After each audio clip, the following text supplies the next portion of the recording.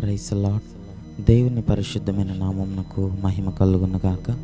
మన ప్రభు అయిన యేసుక్రీస్తు పరిశుద్ధ నామంలో ఈ ఉదయకాలం దేవుని వాక్యమును వించున్న మీకు అందరికీ కూడా నా హృదయపూర్వకమైన వందనములు తెలియజేస్తున్నాను. ప్రియులారా, దేవుని యొక్క మహాకృప, ఆయన యొక్క వాత్సల్యత, దేవుని యొక్క దయ మనకు ఈ నూతనమైన దినాన్ని అనుగ్రహించినది.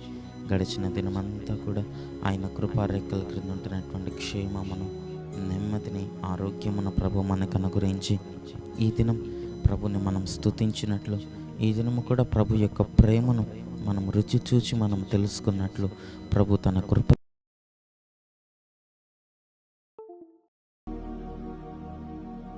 కృపచేత ప్రభు తన కృపచేత తన మహా కనికరము చేత మనకి నూతనమైన దినాన్ని అనుగ్రహించినారు. కాబట్టి దేవుడు మనకిచ్చిన దినమును బట్టి, ఆయన మనకిచ్చిన కృపను బట్టి ఒకసారి చేతులైతే దేవునికి స్తోత్రాలు చెల్లిద్దాం. స్తోత్రం, స్తోత్రం, స్తోత్రం, స్తోత్రం, స్తోత్రం, స్తోత్రం, స్తోత్రం, స్తోత్రం, స్తోత్రం. ఈ దినమంతా కూడా దేవునికి ఇష్టలముగాను, ఆయనకు కృతజ్ఞులముగాను మనం జీవించే భాగ్యం ప్రభు ఇచ్చినట్లుగా దేవునికి స్తోత్రాలు చెల్లిద్దాం. స్తోత్రం, స్తోత్రం, స్తోత్రం, స్తోత్రం, స్తోత్రం, స్తోత్రం. ఆమేన్. మంచిది. కొద్ది నిమిషాలు దేవుని యొక్క వాక్యముని ఉదయకాలం మనం ధ్యానించుకుందాం. చూడండి, బైబిల్ గ్రంథంలో నుండి ఈ ఉదయకాలం దేవుని యొక్క వాక్యమును మనం ధ్యానించుకున్నట్టు కొరకు 1 యోహాను పుస్తకము, 1 యోహాను పత్రిక 3వ అధ్యాయము 21వ వచనాన్ని బైబిల్ గ్రంథంలో మనం చదువుకున్నప్పుడు అక్కడ ఈ విధంగా వ్రాయబడుతున్నది: మనం ఆయన ఆజ్ఞలను గైకొనొచ్చు ఆయన దృష్టికి ఇష్టమైనవి చేయుచున్నాము గనక మనమేమి అడిగినను ఆయన వలన మనకు దొరుకును అని భక్తుడు అక్కడ మాట్లాడుచున్నాడు. దైవనామానికి మహిమ కలుగునుగా. హల్లెలూయా. ప్రియులారా, దేవుని దగ్గరట మనము ఆయన ఆజ్ఞలను గైకొనొచ్చు, దేవుని మాటను వినొచ్చు. దేవుడు మనకిచ్చినటువంటి ఆజ్ఞలు, దేవుడు మనకిచ్చినటువంటి ఆ యొక్క ఉపదేశం, దేవుని వాక్యమునకు, దేవుని ఆజ్ఞలకు మనం లోబడుతూ వాటిని గైకొనొచ్చు. ఆయన ఆజ్ఞలకు విధేయులముగా మనం ఉంటూ ఆయన దృష్టికి ఇష్టమైనవి చేయుచున్నాము కనుక చేసినప్పుడట దేవుడు ఆయన మూలముగా మనం ఏది అడిగినను ప్రభు మనకు అనుగ్రహిస్తాడని మనం చూస్తున్నాం. దేవుని నామానికి మహిమ కలుగునగాక. హల్లెలూయా. దేవుని ఆజ్ఞలను గైకొనినప్పుడట, దేవుని ఆజ్ఞలకు లోబడినప్పుడట, దేవుని ఆజ్ఞలను గైకొనొచ్చు ఆయన దృష్టికి ఇష్టమైనవి చేయుచున్నాము కనుక భక్తుడు అంటున్నాడు, మనం ఏది అడిగినా ప్రార్థనలో నువ్వు ఏది దేవుని దగ్గర ప్రార్థించినా దానిని ప్రభు నీకు అనుగ్రహిస్తాడు. సఫలతను ప్రభు నీకు అనుగ్రహిస్తాడు. ప్రార్థనలో ప్రభు మనకు జవాబునిస్తాడని బైబిల్ గ్రంథంలో భక్తుడు మనకు సెలవిస్తున్నాడు.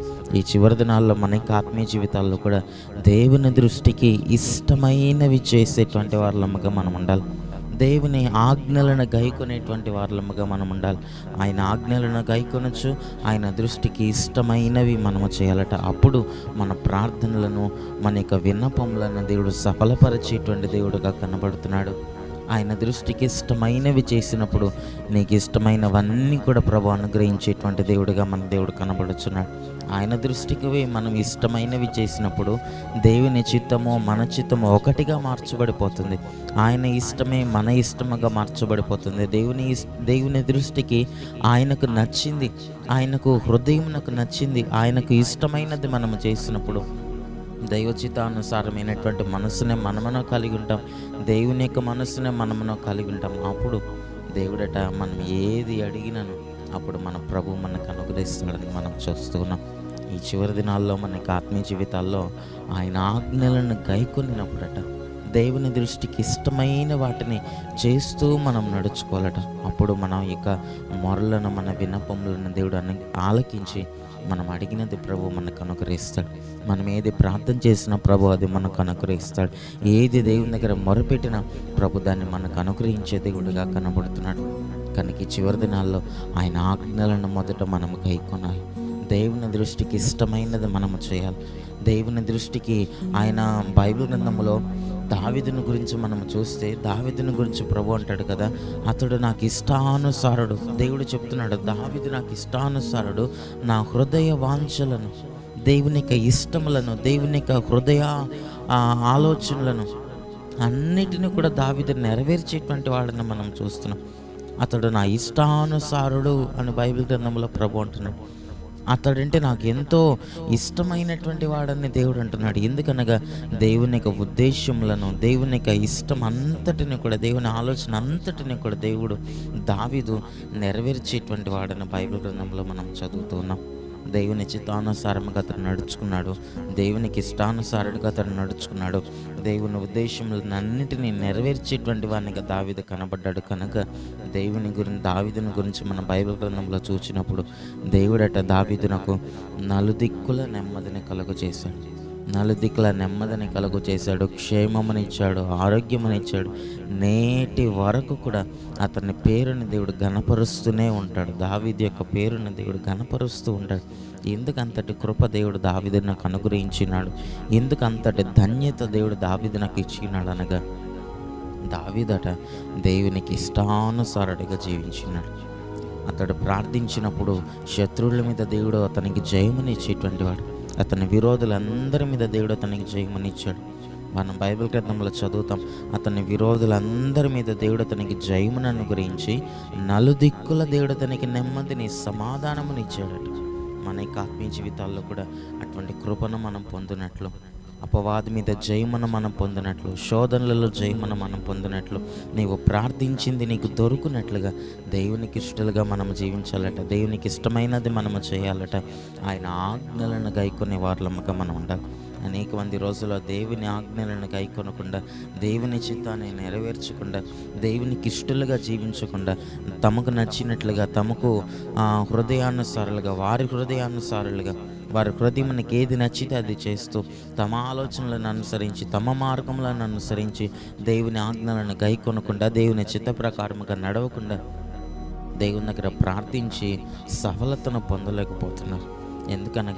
ఎందుకు ఆ ప్రాంతంలో సఫలత ఉండదనగా, తమకు నచ్చినట్లుగా వారి మార్గములలో దేవుని ఆజ్ఞలను గైకొనకుండా, దేవుని ఆజ్ఞలకు లోబడకుండా, సొంత మార్గము, సొంత భక్తి, స్వనీతిని అనుసరించి నడుచుట మూలముగా ఈరోజున అనేక మంది కృపకు దూరం అవుతూ ఉంటారు.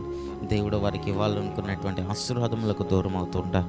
ఈ రోజున ఈ దినము నుంచి మన యొక్క ఆత్మీయ జీవితాల్లో దేవుని ఆజ్ఞలను గైకొంటూ, దేవునికి ఇష్టానుసారులుగా, ఆయనకు నచ్చింది, ఆయనకి ఇష్టమైనది మనము చేసినప్పుడట ప్రభు మన ప్రార్థనలను ఆలకిస్తాడు. నీవు అడిగింది ప్రతిదీ ప్రభు నీకు అనుగ్రహిస్తాడు.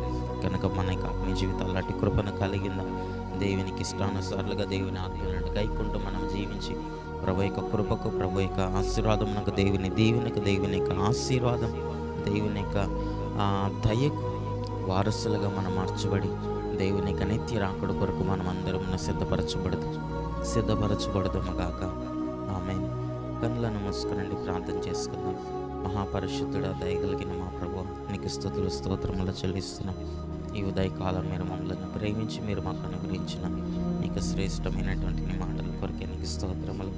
పరిశుద్ధుడా, నీ ఆజ్ఞలను గైకొంటూ, నీకు నచ్చినది, నీకు ఇష్టమైనది మేము చేసినప్పుడట ప్రభు, మేమేమి అడిగినాను మా ప్రార్థనలను మీరు సఫలపరుస్తారని, ప్రార్థనలో మేమేది అడిగినాను మీరు మాకు అది అనుగ్రహిస్తారని నీ లేఖన భాగంలో మేము చదువుకున్నాం. మా యొక్క ఆత్మీయ జీవితాల్లో కూడా ప్రభా, ఈ యొక్క వాక్యం విన్నటువంటి వారి జీవితాల్లో కూడా నీ ఆజ్ఞలకు మేమందరం లోబడినట్లుగా, నీ చిత్తానుసారులుగా మేము నడుచుకున్నట్లుగా, నీకు ఇష్టమైనది, నీవు కోరుకునేది మేము చేయనట్లుగా మా కృపను అనుగ్రహించండి. అంటే కృపా కనికరములతో మీరు నింపండి. వాక్యం విన్న ప్రతి ఒక్కరిని మీరు ఆశీర్వదించండి. ఎటువంటి కొరతలో, ఎటువంటి అవసరతలో వారు ఉన్నారో సమస్తమున మీరు ఎరిగినటువంటి వారు ప్రభా. ఎవరు ఎటువంటి అనుభవంలో ఉన్నారో, మేము ఎటువంటి స్థితిలో ఉన్నామో సమస్తమున మీరు ఎరిగినటువంటి వాడు. మాకు అవసరతలన్నిటినీ మీరే తీర్చువాడవై మీరు ఉన్నారు ప్రభు. మా ప్రార్థనలను ఆలకించండి. నీ ఆజ్ఞలను గైకునేటువంటి మనస్సును మాకు అనుగ్రహించండి. నీకు ఇష్టానుసారులుగా జీవించే హృదయాన్ని మాకు అనుగ్రహించండి. నీకు నచ్చినది చేసేటువంటి హృదయాలను మాకు అనుగ్రహించి, నీ రాజ్యం కొరకు మమ్మల్ని సిద్ధపరచి, మా ప్రార్థనలను సఫలపరిచి, నీ కొరకు మమ్మల్ని జీవింపజేసి మీ రాజ్యంలో ఎత్తబడి గుంపులో చేర్చుమని యేసయ్య నామములో ప్రార్థించి అట్టి కృపను పొందుకొని నామ తండ్రి. ఆమేన్.